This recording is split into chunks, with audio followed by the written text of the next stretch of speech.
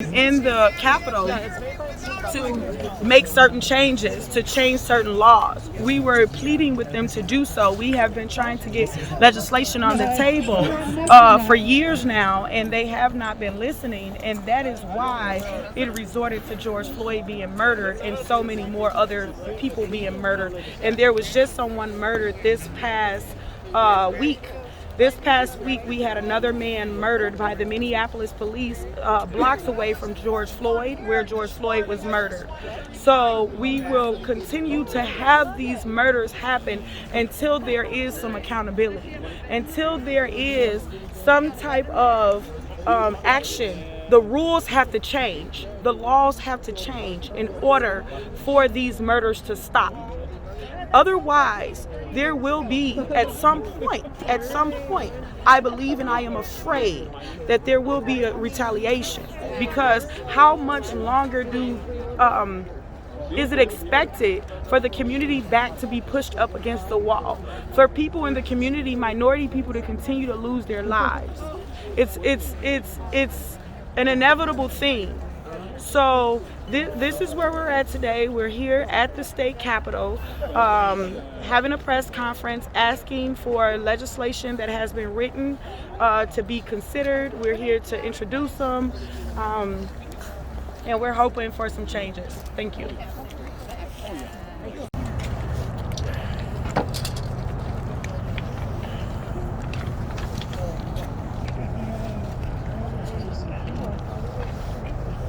Good morning, everybody.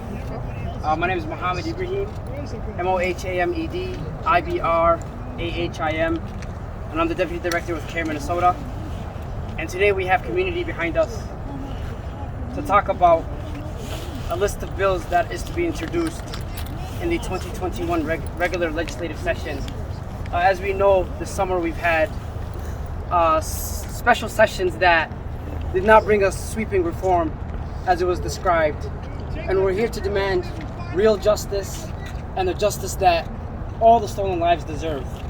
So today you will be hearing from Nakima Levy-Armstrong from the Racial Justice Network, DJ Hooker from TCC4J, Tashira Garraway, Noah Mccourt, Taryn Lewis, and Phil Holmes, as well as Jaylani Hussein. And to begin, I'd like to introduce Jaylani Hussein.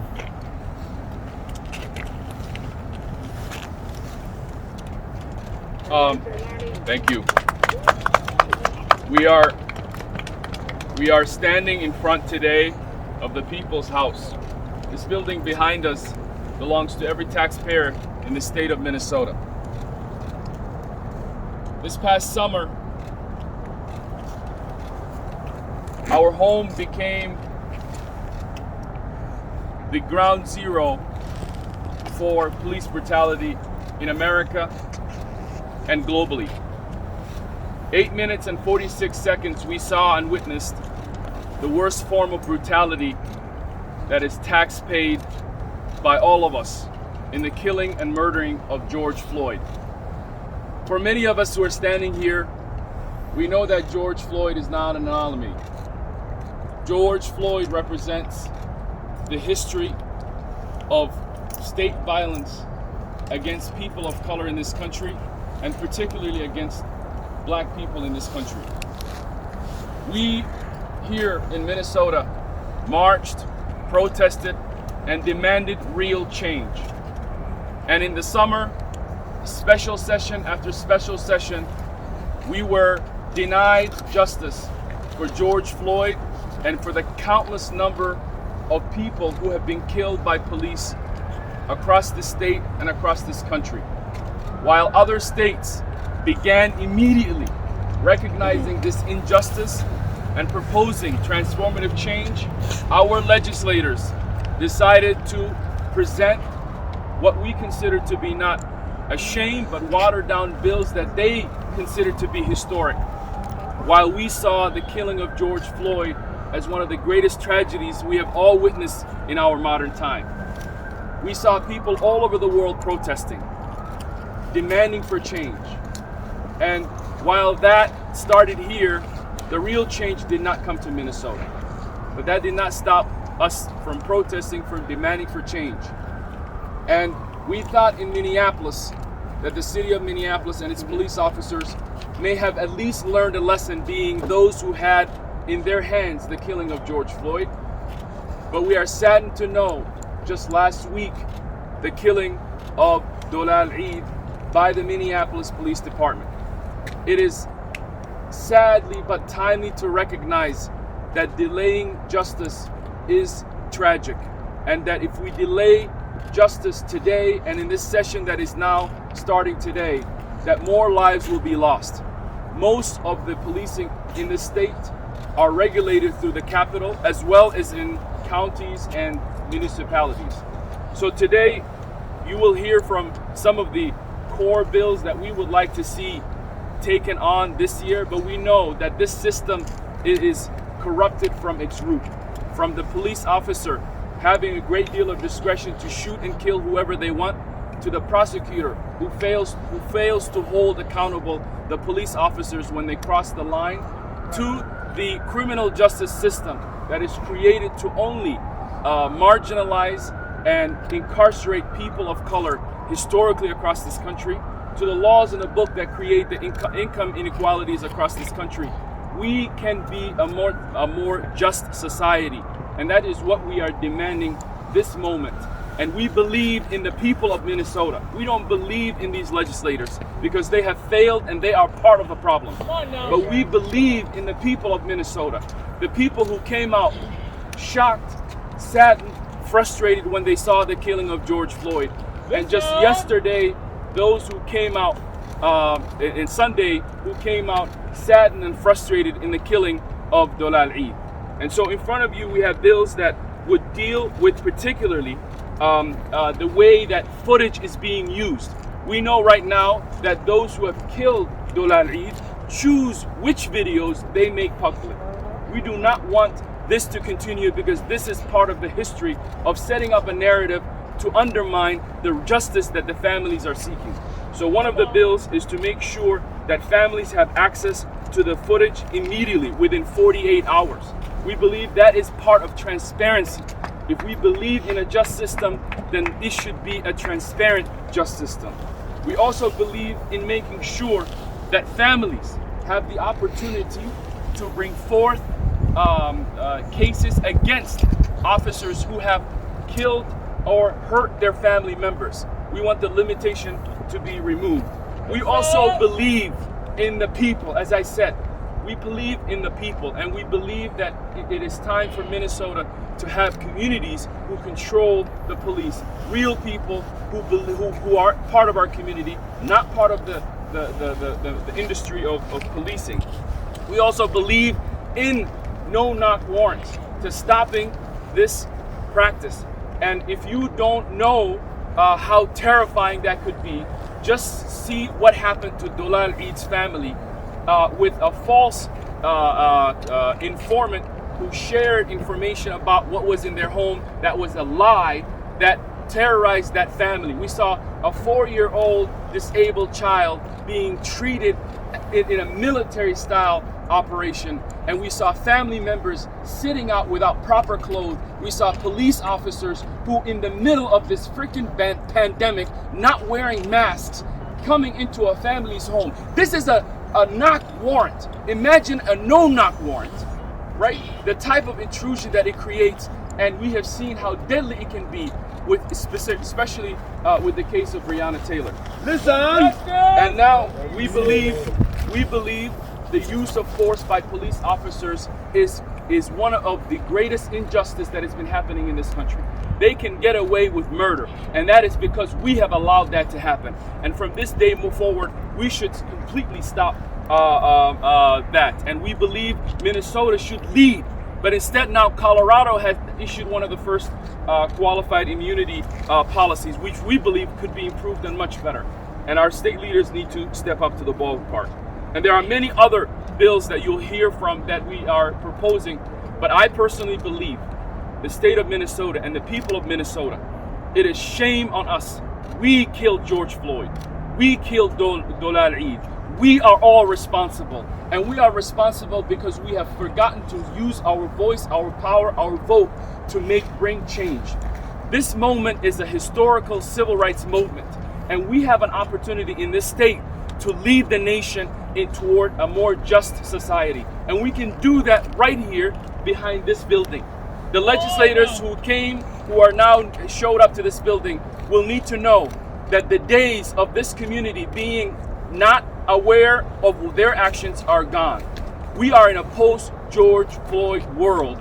This country is ready for a revolution toward a just society. We will continue to march and protest and demand justice by any means necessary.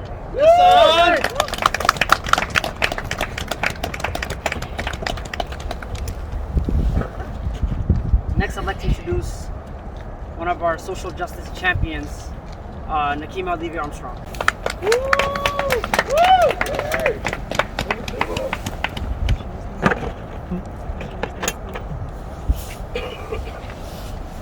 Good afternoon. My name is Nakima Levy Armstrong. I am a civil rights attorney and the founder of the Racial Justice Network.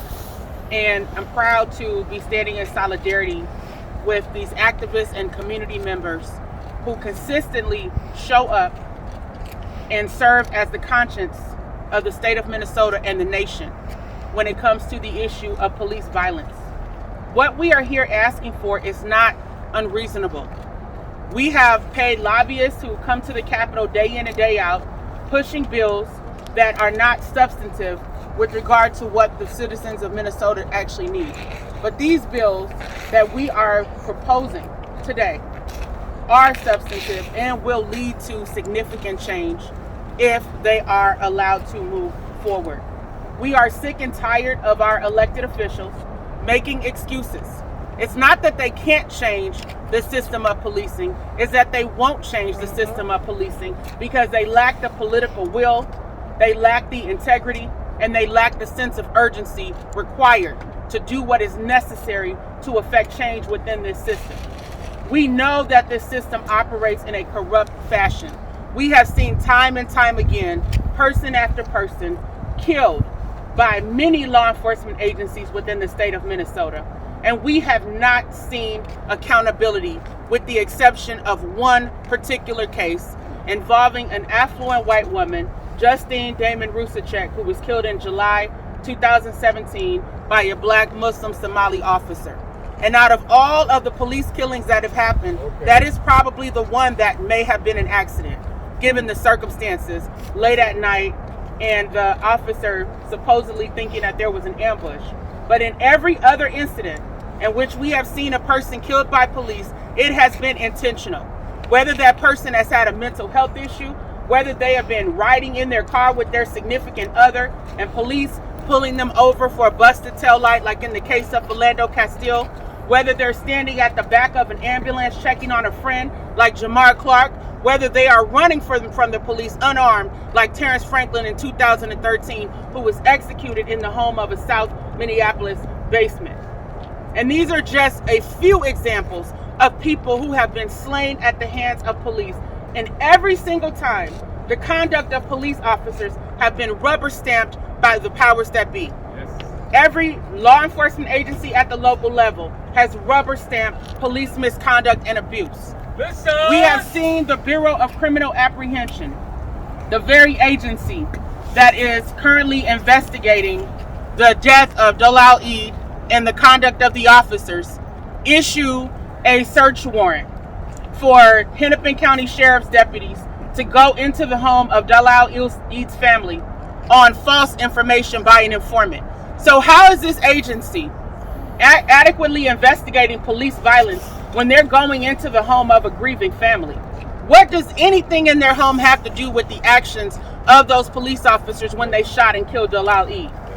And to execute a search warrant in the middle of the night with a lack of cultural competency, almost all, if not all, white officers, particularly white male officers, no way to translate information for people in need, and no sensitivity to that family. It is completely unconscionable and unacceptable. But this is the agency that time and time again supposedly investigates police abuse and misconduct, but what they do is cover for the police.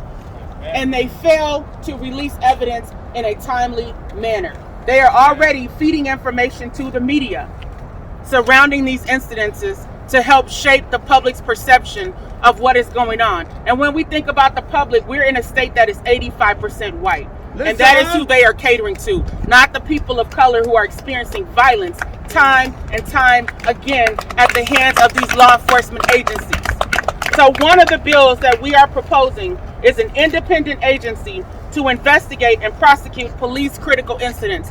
That is the bare minimum.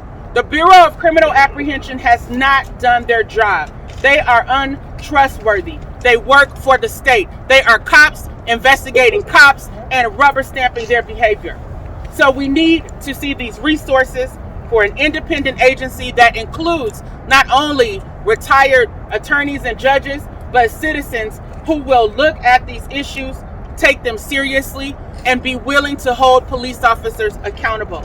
Beyond that, we need access to body-worn camera footage and law enforcement critical incidents to be allowed to the family within 48 hours of these incidences. We came here 3 years ago and we demanded that the body camera footage bill make protections for the public and families, but instead it is a pro-police bill, and that's why you have the situations happening right now where law enforcement gets to review the footage even before they give a statement to the BCA.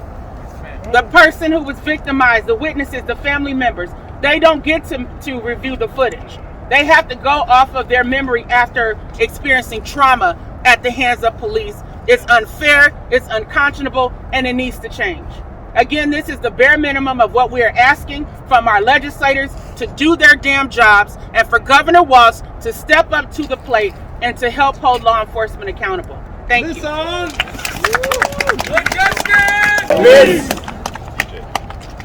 Next, I'd like to introduce DJ from TCC for J.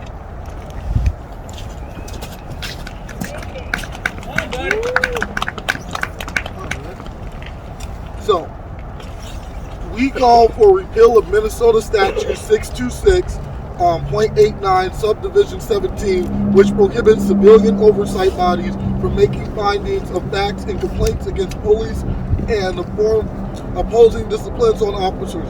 How can the state of Minnesota say that taxpayers have no rights to decide who polices their community and our communities are police? This summer, the murder of George Floyd was seen across the world. The police told us it was a medical emergency that killed Floyd. And they had no intentions on telling us the emergency was actually the officer having his knee on Floyd's neck for 10 minutes, nearly 10 minutes.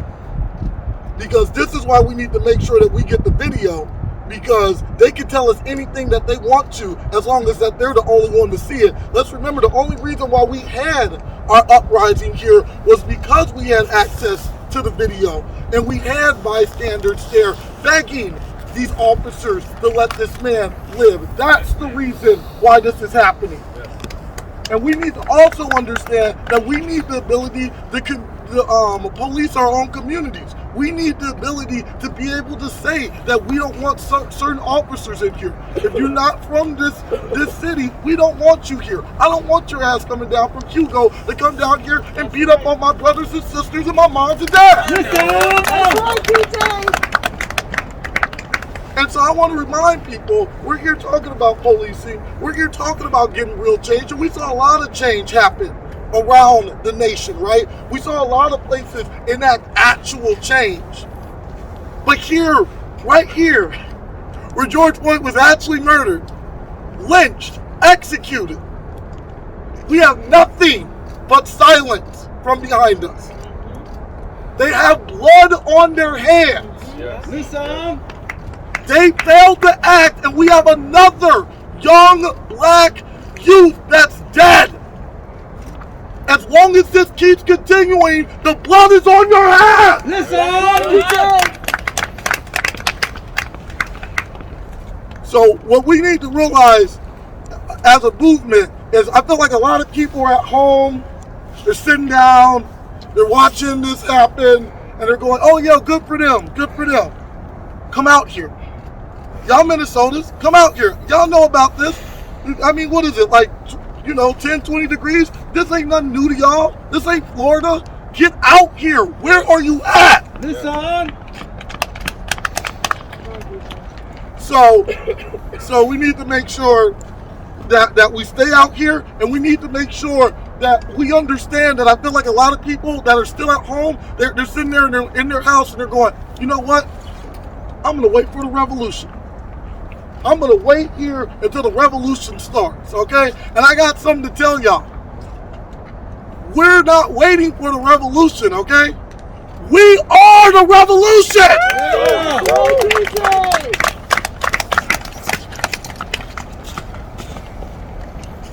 Next, I'd like to introduce Tashira Garraway from Families Supporting Families Against Police Violence. G as in George, A-R-R-A-W-A-Y. Thank you. Again, my name is Tashira Garraway. I am the founder of an organization called Families Supporting Families Against Police Violence.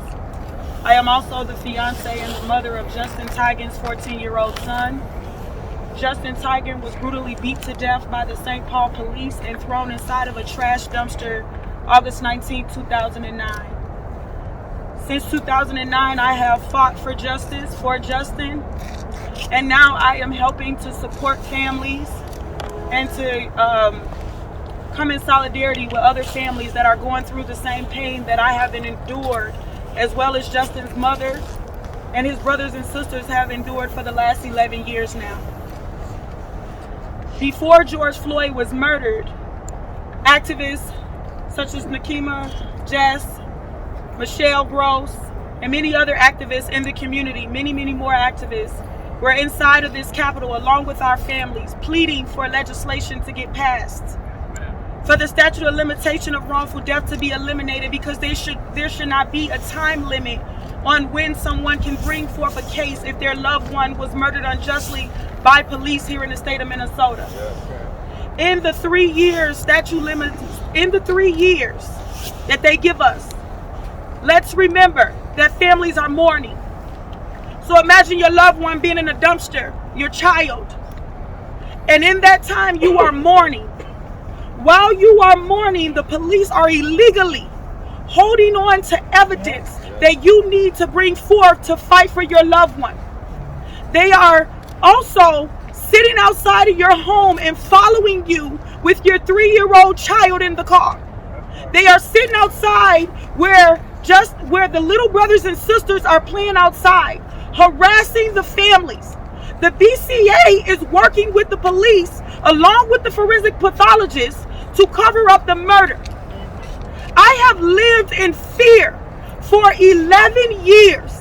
11 years of my life at 23 years old because the St. Paul police brutally murdered Justin. Had they took him in, if he did something wrong, if our loved ones did something wrong, you take them into custody. You are not the juror. You are not the judge. You do not make those calls to take a person's life unjustly. There is only, as Nakima said, there is only one family that have received justice here in history in the state of Minnesota. We know exactly what's going on. We see what's happening here.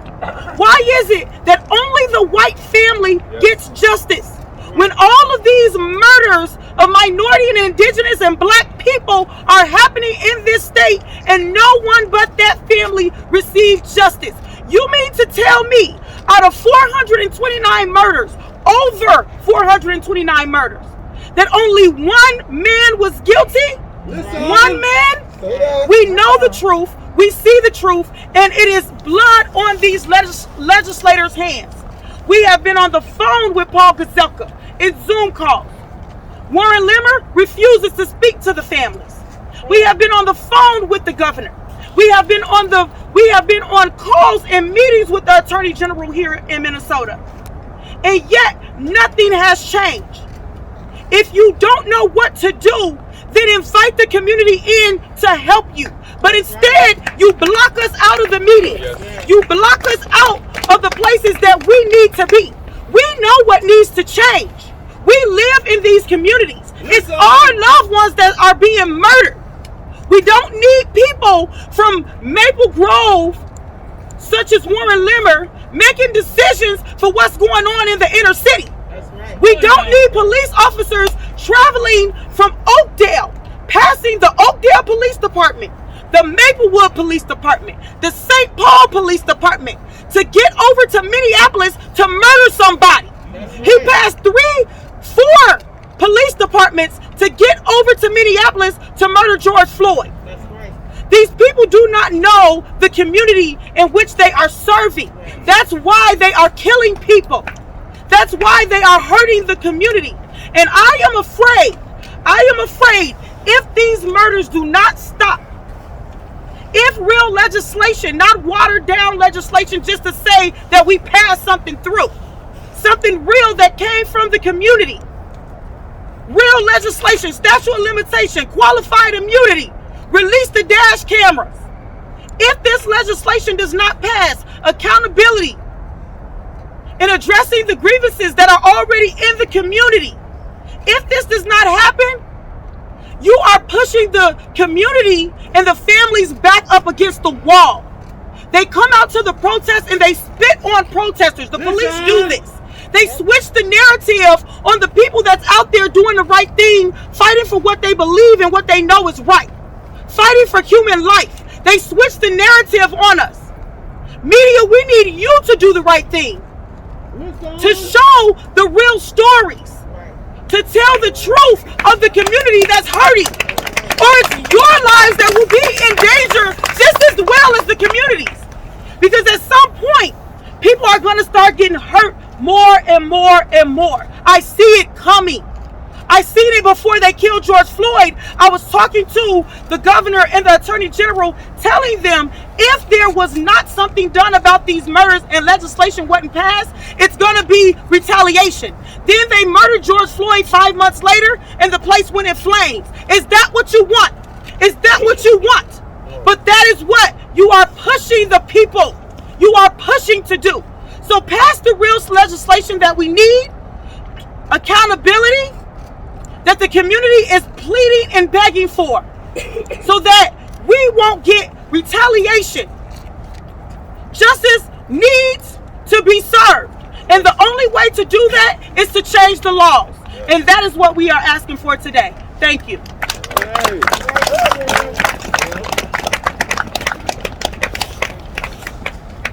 Next, I'd like to introduce Noah Mccourt from Disability Network.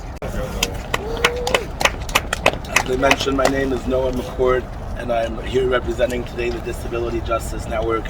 We work pretty diligently to represent the needs of 1 in 54 individuals who are shot by police annually who live with a disability. And the thing I really want to reiterate that I think has not necessarily been mentioned is none of these are new bills. In fact, these bills were all introduced last year. And last year, I had the opportunity to stand out in front of the Capitol. We did an impromptu protest because the Minnesota State Senate, even though many of these bills had been introduced, they decided that they were going to go home. Jamar Clark didn't get to go home. Orlando Castile didn't get to go home. Dolan is not going home. And so I just thought to myself, if our kids aren't going home, why do they get to go home? Listen! And the media narrative really shifted that protest. And we had warned people like Warren Limmer and Majority Leader Gazelka sharing how intimidating they were. They were just so petrified of the black folks just standing outside the Minnesota State Senate building. Because that's really what it comes down to. It's not that they were intimidated by us. They're petrified of black and brown people. And to be honest, if I were them, I would be intimidated too. Because for so long, we have seen the oppression of a community that has shown up time and time and time again, asking for relief and asking for accountability. And so what these bills are here today to do, again, just like last year, is to hold law enforcement accountable and to shift the way that we police in the state of Minnesota. One of them that I think is very important is the police professional liability insurance bill. If you look at how much money taxpayers put in to police misconduct lawsuits, Minneapolis has put millions of dollars. And why? What for? Simply because we have a system that does not allow for police to be held accountable. The other key piece that I think is extremely important is not just holding people accountable, but allowing the community to hold people accountable. Yes. And so that's why we see the need for civilian oversight authority. And last year we actually did have one success. The Disability Justice Network pushed for a bill to mandate autism training across the state of Minnesota. And it is quite frankly probably the only substantive piece of legislation that got passed last session. And really that came in the 11th hour. The families, the activists that are here today are sick and tired of these 11th hour deals. We're sick and tired of the shady under the table business.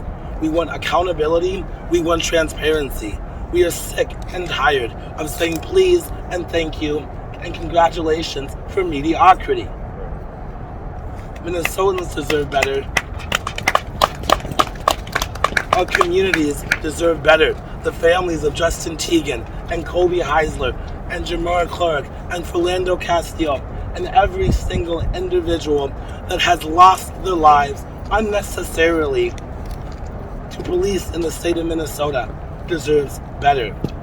And so I thank you for coming out here today, and let's really work to hold police accountable in the state of Minnesota and do better by Minnesotans and by our communities. Thank you. Thank you, Noah.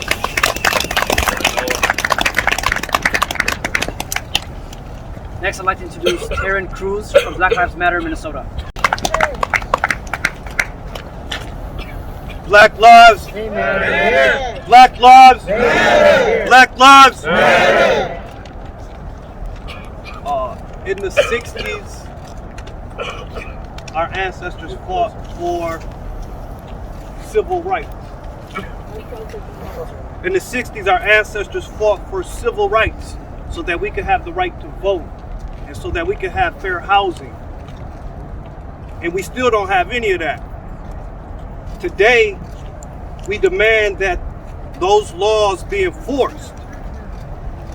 But not only do we want civil rights, we want human rights. Black people are human beings too. And we deserve to be treated like human beings. When Timothy McVeigh blew up the Federal Reserve building, when the police pulled him over, keep in mind, Timothy McVeigh had killed over 200 people in a bombing. When the police pulled him over, he was armed. Did they shoot him? Did they pepper spray him? Did they tase him? Did they stick a dog on him? He was arrested and taken into custody. Listen. When a guy went into a high school and killed 17 students, listen, he was arrested. He wasn't shot. He wasn't bitten by dogs. He wasn't tased. When Dylan Roof went into a church and prayed with the congregation or the staff at that church, and then he murdered all of them. He was not murdered. He was not killed. He was taken to Burger King and arrested. Listen. So we're just asking that we get that same treatment when it comes to us. Another guy, a white man, here in St. Paul, shot at a police officer. Yeah. Twice, I believe. Like had the gun near his face. He wasn't killed. He was arrested. So we're just asking for that same treatment by law enforcement when they deal with our people. And just to reiterate what some of the activists are saying, there are laws being passed around the country that originated here in Minnesota, like professional insurance for police, like some of the reparations bills started here in Minnesota, but we see other states passing them. So some of the legislation, because what happened to George Floyd and other black men, the reason why they are killed is because they are in poverty. So we want economic inclusion.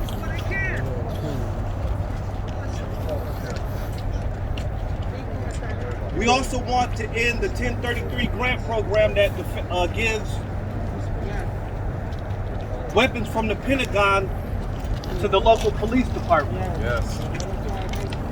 We also want a national database that keeps in bad cops or rogue cops. So a cop like the cop that killed Philando Castile can't go down to Texas and work like he's doing now.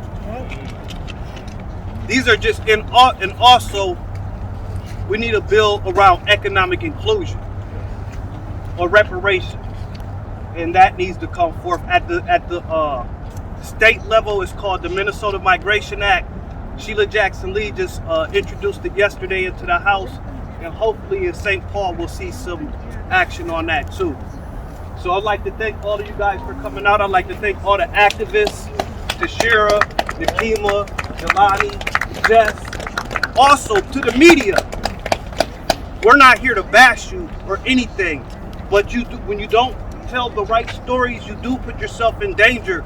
Some of you might have friends or colleagues who were beat up over here at the Republican convention. There was a CNN reporter who was detained this summer.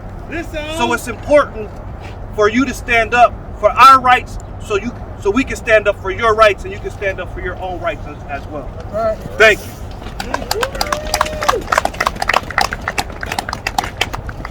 And last but not least, I'd like to introduce Phil Holmes from Iwalk. Good afternoon. Our focus, mainly with Iwalk, is working. We're producing a crime bill that says less is more. And what that means is that we have a lot of technical violations where people are merely going to prison for pissing off their PO or coming in late. And what this does is it puts an undue burden on the tax system. And what we need to do is revamp this whole system. Cardell Sherrill laid in his vomit and feces for a week. Listen! Right. And like the brother was saying, in a sense, we're all accomplices in this thing. Because it's our tax dollars, it's our money, people, that's paying for these murders. That's right. And it won't stop until we put our foot down. In a true democracy, you pay your taxes where they need to be paid. I don't want my tax dollars going for some rogue mad dog cop that's going to gun down my children and my grandchildren. Yes. Come on now. I might as well be in Mississippi back in the 50s. At least it was more upfront. I could say that much. Here they do it with a smile. And so they've been able to get away with this stuff for so long. Like the sister was saying, they were going to rubber stamp Hardell's case until his mother and all the rest of us embraced this situation and tried to expose it. They were going to rubber stamp it. They didn't see nothing wrong with that. Yes. And these criminal gang that's over here at BCA, we need, like they said before, an independent process to make this thing more equitable. What we have here is systemic murder and lynching. We have to get a grip on making things equitable. I don't really care so much about white privilege, but you need to pay for your own privilege. You know, if you got a dope habit, pay for your dope habit. But see, the system is so strung in is that when we pay all these streams of money that pay into a system that robs us and deprives us and murders us, that's where I have a problem. And what really gets me is the fact that everybody goes about it like business as usual. I don't want the memories of all of these new martyrs to be forgotten. And the people that stand here today with us, we're going to make sure that this is not forgotten. We're not going to go gentle into that good night, as the poem goes. God bless you and thank you. And then our last speaker is is Dolal's father, Bailey, that some of you have met. He's going to say a brief word, but before he does, I wanted to just again echo and say that, and Tashira really put it in a good way, but these families are traumatized by every single of these killings. Every single time this happens, these families are traumatized through this process. And so with all of you at home today, think about your children who were gunned down by the police. Amen. What would you do? What would you do? I told the media that if it was the mayor's house, would they have had those Hennepin County Sheriff officers walking into that house like that? Would they do that? No. If it was Justine Diamond's home, would they do that? They probably would not. And so we asked all of you to recognize the pain that these families are going through. And we're asking all Minnesotans to come on board. And so the governor is on the clock right now. Melissa Hortman, the Speaker of the House, is on the clock. And the Senate Speaker Gazelka is on the clock. And specifically to Senator Gazelka, the days for the Republican Party to champion policing narratives are over. America is facing a new day and a new time, and this city and this state are ready to take this forward. And the riots and the unrest that you saw in the summer are just the beginning of what could happen, and even worse. You have the power to show the people that we're moving forward, or we will make it that you will move forward. We will do everything we can. So with that, I'm going to allow Dolal Eid's father to say a few words. And I really did not want him to be out here, but he wanted to be here today and to speak up and to be around to speak for his son. Thank you, everybody. My name is Bailey, and I'm the father of Dolal Eid. He was my son. The police killed him, innocent black boy. We have so many painful of the black guys, the young. The police will kill them without no reason at all. As long as you are a black man, we have so many painful every day kill our children with the police. And I have so many questions. The reason they was to kill my son, until now I didn't get an answer. They was hiding the reality and the truth. What I know is, the truth will come. And nobody cannot hide the truth. The truth will be, it came out soon. And what we need as a family, as a community, as a black people, we don't need a peace. We need a right and equal and justice. And what I have so many questions, I didn't get any answer from the government or the state. We will need to get it, answer all those questions we have. Can you imagine those guys who have killed my son, they was who came our home midnight. We didn't know if they would kill my son, and they was who terrorized us. They need to tell us, but they don't have any paper permission to come inside. They need to tell us what they are, and when we ask them, they was scare us and screaming us and hang. Even my children, they was scared until now. So please, what we want to tell those guys who is sitting behind us, when they were need or a fault, they was just came and show us sweet mouths. And when they were sit on the chair, still the killing of our children still is continue and going on. We cannot accept that. We have to stand together and fight our rights and justice. We need a justice. Thank you, guys. So that concludes the press conference. If you have questions, we can entertain a couple of questions. Why is the sky blue? God made it that way. Hey, Jelan, I just wanted to ask a question about the individual that was in the vehicle. Have you heard anything about that, perhaps? So that we don't know. We don't know who that vehicle is, that person. We also know that there are a lot of witnesses, and the message out to those witnesses is the community got your back. We have your back. The police will try to intimidate you, but you know all of us have your back. And we ask all of those people to connect with us, especially the witnesses.